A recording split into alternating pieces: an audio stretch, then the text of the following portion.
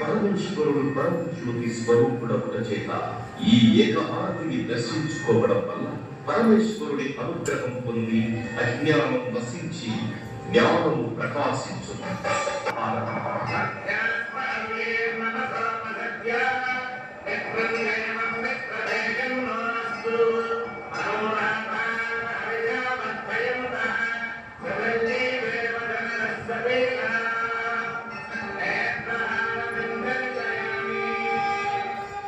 ఈ నేత్రహారతిని దర్శించుకోవడం వలన నేత్రములకు సంబంధించిన దోషములు తొలగి పార్వతీదేవి అనుగ్రహం కలుగును.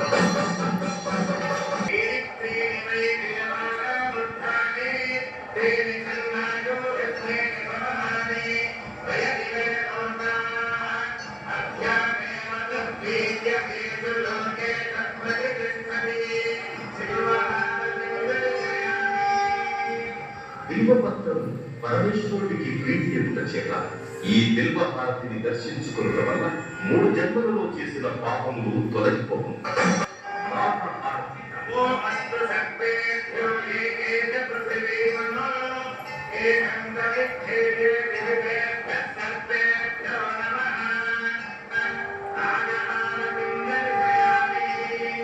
ఈ నాగహారతిని దర్శించుకోవడం వల్ల కాలసర్ప దోషములు తొలగి నవగ్రహములలో రాహుకేతువుల యొక్క దోషములకు పరిహారం కలుగుతుంది.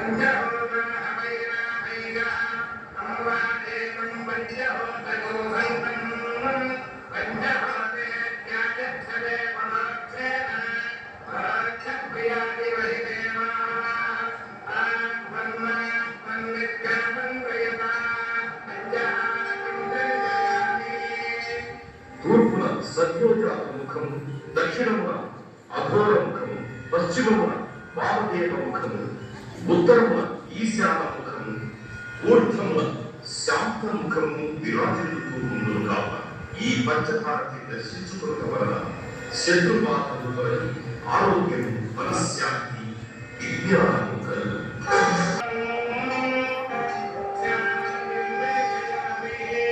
అమ్మవారు ప్రకృతి స్వరూపము అపుట చేత ఈ వృక్షహారతి దర్శనము వలన అమ్మవారి అనుగ్రహము కలుగు.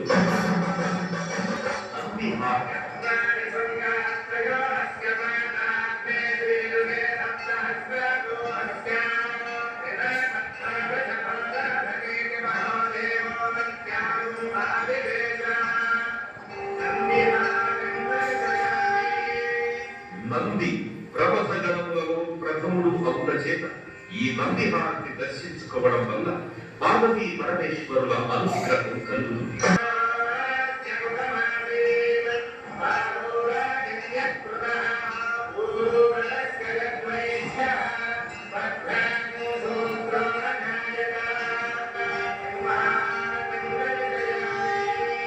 సింహం అమ్మవారి వాహనము అపుట చేత ఈ సింహహారతిని దర్శించుకోవడం వలన మానసిక ఆందోళన, భూత ప్రేత పిశాచ బాధలు తొలగు.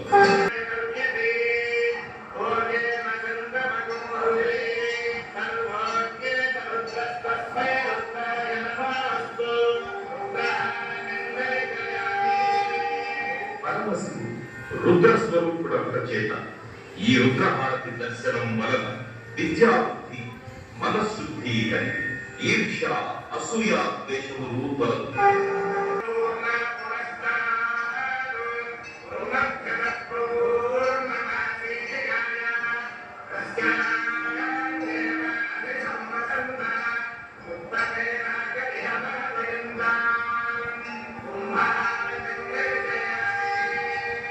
ఈ కుంభహారతిని దర్శించుకోవడం వల్ల నరఘోష దిష్టిఘోష